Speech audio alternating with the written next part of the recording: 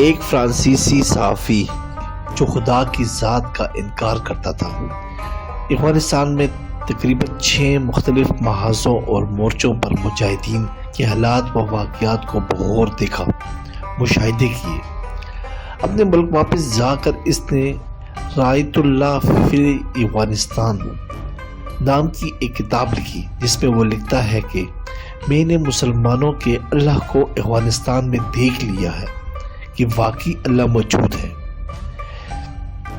53 مجاہدین کلاشنکوفیں لے کر گئے اور دشمن کے 150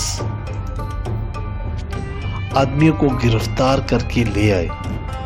50 مجاہدین گئے اور دشمن کے 250 ٹینک تباہ کر دیے۔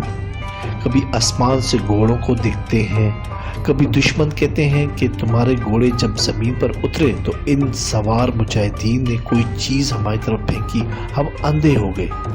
کبھی کسی شہید کو دیکھا کہ اس کے خون سے خوشبو آ رہی ہے، کبھی کوئی مجاہد زخمی ہو گیا، دونوں ٹانگیں کٹ گئی، مگر آخری وقت میں بھی وصیت کرتا ہے کہ میرے ساتھیوں، کبھی جہاد نہ چھوڑنا، کہ یہ جو چیز میں مرتے وقت دیکھ رہا ہوں وہ تمہیں بھی نصیب ہو جائے۔